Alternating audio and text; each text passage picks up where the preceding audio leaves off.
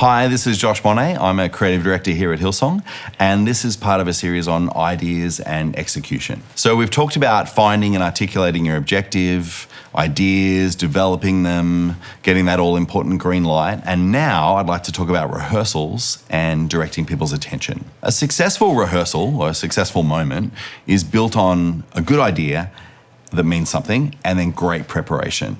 So if you're effectively limping in the door to rehearsals and the plan is just to kind of work it out in the room, and we've all been there, but potentially you're going to waste a fair amount of time. But more than that, I think if we approach a rehearsal like that where we're just going to work it out in the room, I think you miss the opportunity to really coach the moment and the idea to greatness. You're not going to get heaps of time on working on transitions and lighting in and out and how people exit and enter the moment, what the MC might say before and after, how someone's lit on stage, what the camera shots look like as it translates to other buildings in online, coaching performance, all those extra bits. To focus on those elements, I think you need the basics of the moment sorted so you can focus on, I guess, what might be higher levels of execution. In the business world, we talk about KPIs, key performance indicators, and they're usually things that are done like after the event. Did you meet the goal or not? It's a bit like a debrief. So those things are helpful, but they're for next time, not for now. Something I've thought about over the years is key performance drivers. Like what's going to, I guess, breed or develop success for this moment, and what can I do to set it up in advance so that it flows really well? I think it's important for your oversight to be able to walk into rehearsal and feel what it will be like and make adaptions, or think it's great, but then take away the linking thoughts that they want to put into the run sheet or what comes before it. Some practical examples of what I'm trying to talk about are record your vocal parts separately and send them out to vocals in advance. What can we do when we approach a rehearsal that is outside the rehearsal time so that when we come together, we're putting together already done parts and watching how it works together, as opposed to collecting everyone together to learn the song, learn the vocal parts, and program the lighting and work on camera shots. And we're doing it all at the same time, all over the top of each other. I think there might be a better way to do it. And when it comes to articulating like a rehearsal schedule, I think it's important to write down or communicate the expectations of what we might expect. So rather than just saying, this is the vocal rehearsal for 30 minutes, it's great if we can sort of consider some milestones. So by the end of that, we want people to be no longer reading lyrics off the screen, all the vocal parts are done, and we've worked on the blend. It might sound like common sense, but I think it creates a great mentality to work with in rehearsals as we approach it, where we're putting milestones in place. If you're working in a business, do you want someone to work for 8 hours, or do you want to communicate the goal that you want them to achieve within their 8 hours? I think it sounds like common sense, again, but putting milestones and deliverables into your schedules, as well as the times that you need everyone to be there, I think it helps everybody. Another tip for setting up a rehearsal for a win is when it comes to the technical infrastructure. So that's things like media, music tracks. Put them into the room, ideally the day before or a couple of days before, and play it back off the actual machine that will be used. Does it technically work well? Is audio down all the right channels? You know, years ago, we would just do it all in the rehearsal on the day, and if it comes unstuck, you're sitting there for 2 hours trying to solve it. So try and do whatever you can outside of the rehearsal time to set each individual team up to win. And then when you come together, we actually can work on the flow. Try and program the basics of the lighting outside the rehearsal so that the lighting operator has a chance to sit and review the lighting and perfect it. Something we've done, it's pretty lo-fi, but over the last few years at conferences, we've sort of encouraged the lighting operator to have someone stand next to them and record one of the more final versions of the rehearsal on their iPhone. That saves us having to find footage or a wide shot from TV and export it. It means they've got a version of it and they can sit and watch it later in a downtime in rehearsal and fix things without having to remember exactly where it was. If it can be done outside the rehearsal room, then I think do it there and bring it into rehearsals as more of a finished element ready to be polished. Each area can then bring their finest, the actual rehearsal, and you don't have as much wasted time. Now, I mean, everyone's signed up for the rehearsal. Everyone's there for the 3 hours or the 4 hours or the 1 hour or whatever it is. But if people can feel that you've really considered all the individual teams, so you don't have bands sitting there for an hour while we work out camera shots and vice versa, I think that shows people that you value them. Sometimes you can't avoid a delay, but I guess what I'm advocating for is a different level of rehearsal where true excellence and flow and transitions can be worked on if we work on the separated stuff before you bring it together. If you have the privilege of, I guess, directing or supervising a rehearsal, I think your own preparation is really key, how you mentally prepare, what you know the milestones are you're looking for, because you've got the schedule, but you need to know that in yourself. And also keep your stress levels low, even if they're high. Running around panicking, I've had a few people over the years say to me, oh, you're quite calm in rehearsals. And I sort of look at them and I'm like, oh, I don't feel very calm. But if you're portraying a stressed environment as a leader of rehearsals, that's not going to produce greatness in everyone else. In the past, we would rehearse in kind of a linear fashion. And we've changed that a lot over the years as different people have developed it. But we'd do this and then we'd do that and then we'd do that. But I think there's opportunities to do multiple things at once is what we've discovered. And especially as we've gone to multiple venues and link checks and all the different things that we do as a church, it's almost like we look at each 15-minute block and like, what can we squeeze out of this 15 minutes? Can we block the dancers while we do the link check, while we check audio infrastructure and thing, different examples, but what can we do together that's not interrupting each and distracting the teams, but each team's got something to work on. Another great question to ask yourself in rehearsals is, where are you producing the moment from? Are you standing in the front row producing it from the front row? But is that where your audience is going to be? Is your audience actually online? Is 80% of people that are going to view this moment online or watching a TV screen? Have you gone to the back row of the auditorium and had a look at what it's like from there?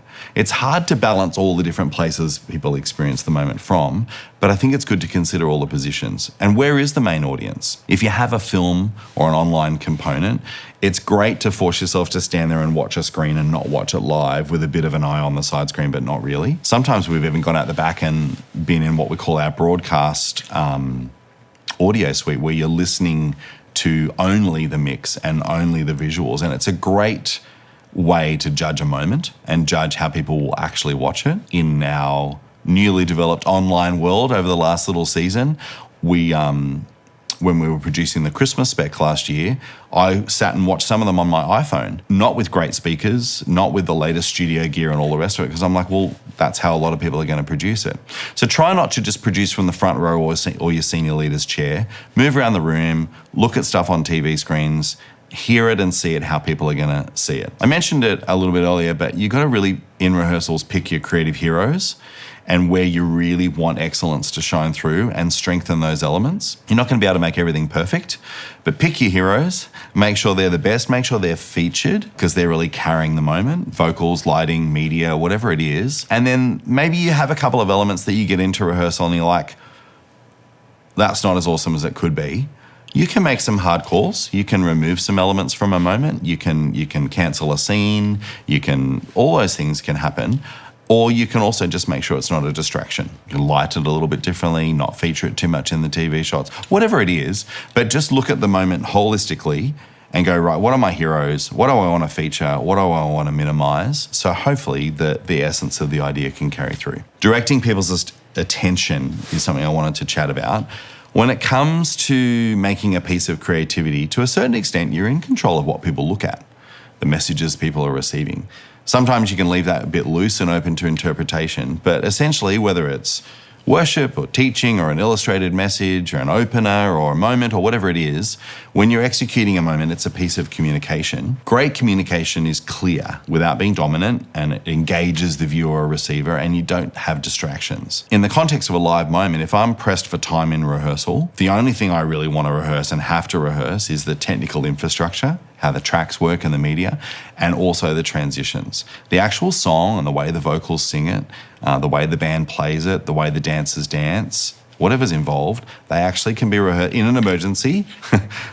Not ideal, but they can be rehearsed outside the room. But the transitions and the technical infrastructure are the things you have to solve in the room. And transitions are not just the in and the out, they're the midway points as well. Where do we want people to look? Where do you want to direct people's attention to?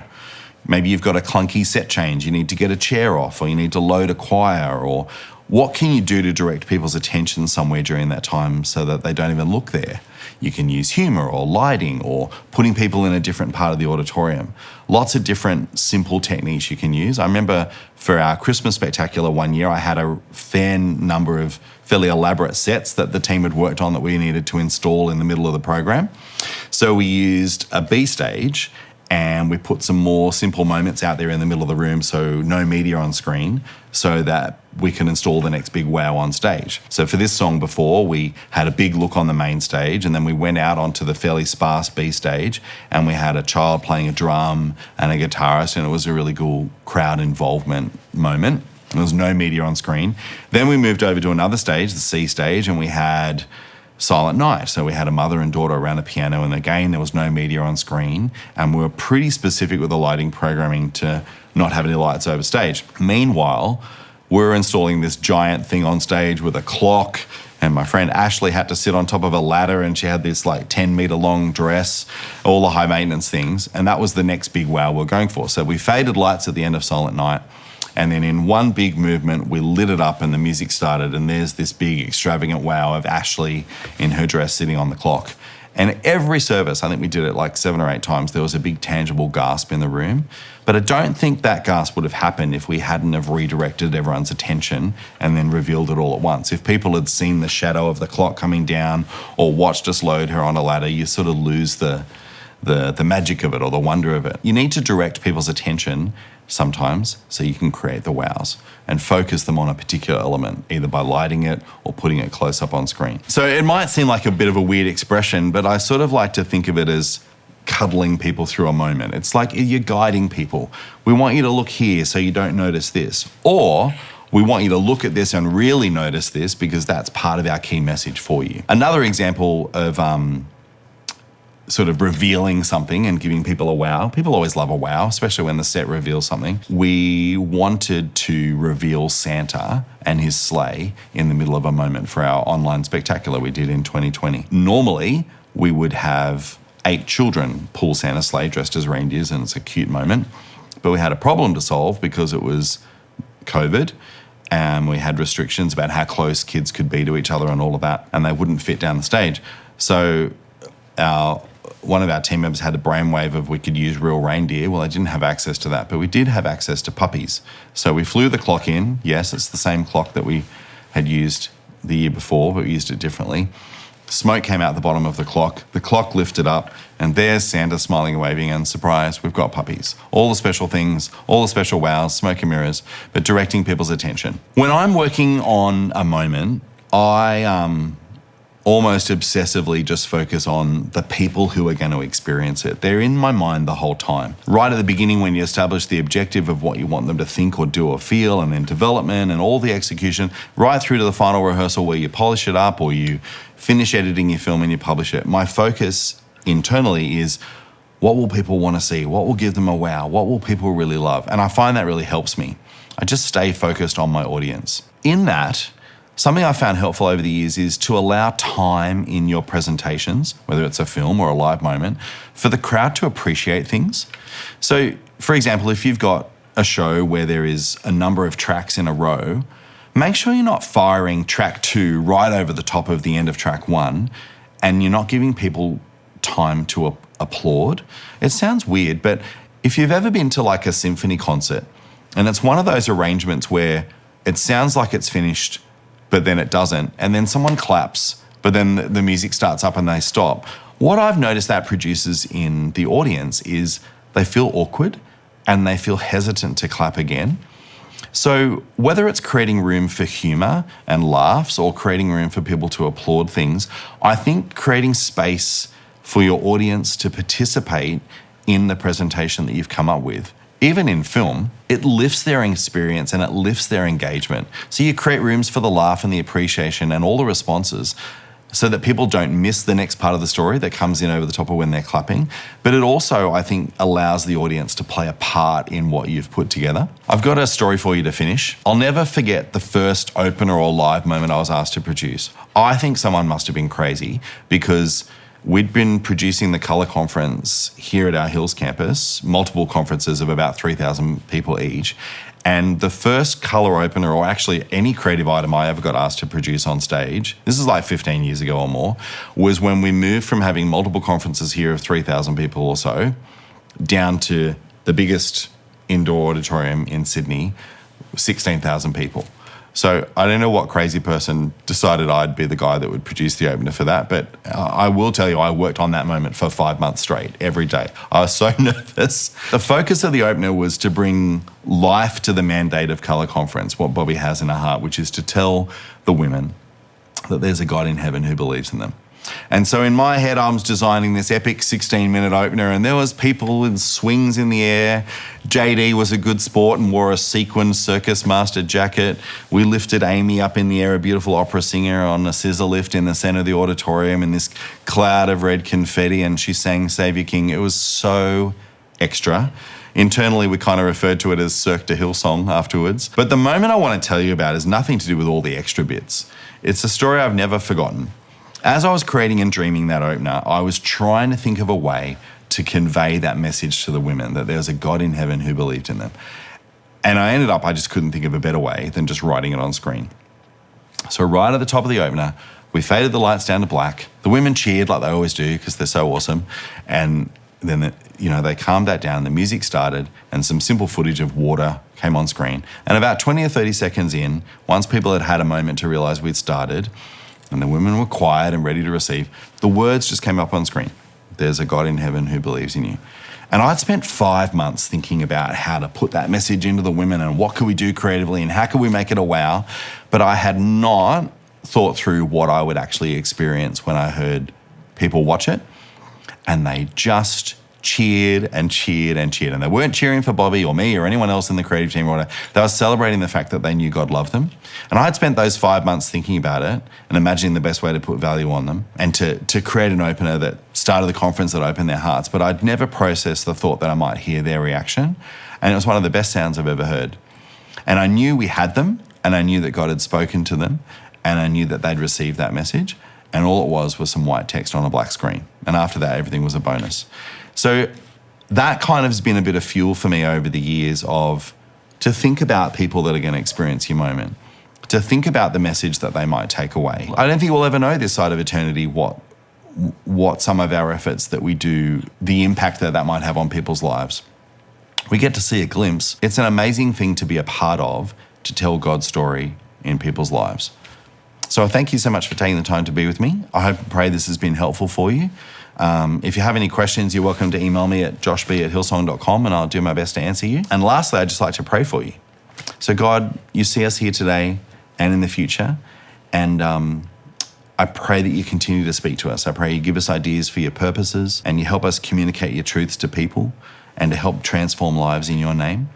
And I pray you bless people with confidence and ways of working and ideas they never thought they could have. And I pray you continue to build your church. In Jesus' name, amen. Thanks, guys.